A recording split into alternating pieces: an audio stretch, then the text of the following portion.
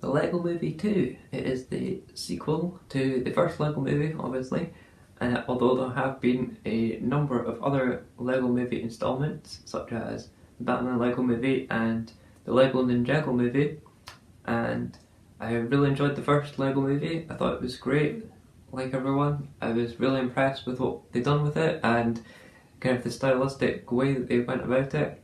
And I also really enjoyed the Batman Lego movie because both of those films are just really comedic and really enjoyable to watch for anyone of all ages. I unfortunately didn't see the Lego Ninjago movie just yet, but I might have to get around to it at some point. It did look pretty funny from the trailer, so I might get around to it. But the Lego Movie 2 is a great follow-up to the first movie, and I know a lot of people have been saying that the gimmick is kind of died off. It's not as enjoyable because, you know, the stylistic thing is not a shock to them. But I thought that the second movie was really still enjoyable because they really upped the ante with the narrative and the themes that they were going through. Again, like the first film, they're going through the themes of family and kind of the family element, how they can interact with one another, because it focuses on the brother and sister rather than the father and the son, which they do in the first film.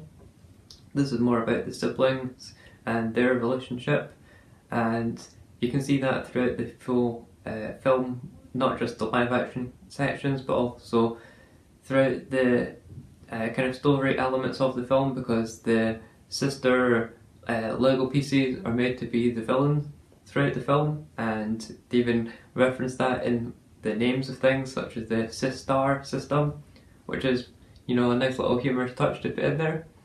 And also one of the great themes throughout the story is of identity and kind of what it means to be a good person, or in their, you know, the film company's views, a good person, and to try and be, you know, caring towards others and be selfish and not just care about yourself, because that's a really central point of the film. And I don't want to spoil it too much because there's a kind of twist, which is another element of the film which I really enjoyed because you just don't see it coming.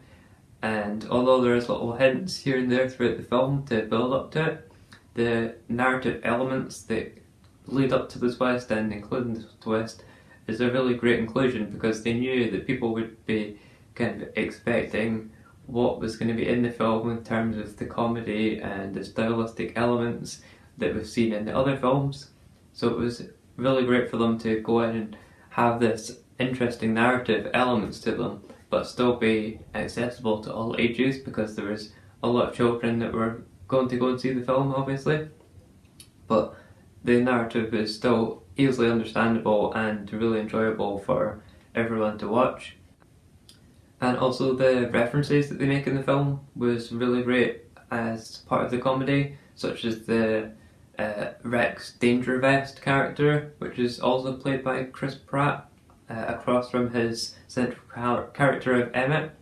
And the Rex Dangervest character is essentially every character that Chris Pratt has ever played, which is pretty funny.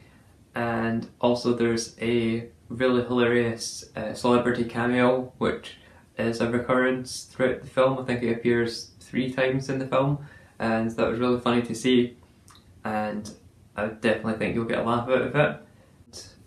Yeah, the film is really enjoyable. I'd highly recommend going and seeing it in the cinema if you haven't already, because it'll most likely be heading out of the cinema in the next couple of weeks, now that Captain Marvel and other big films like that are going to be coming out soon.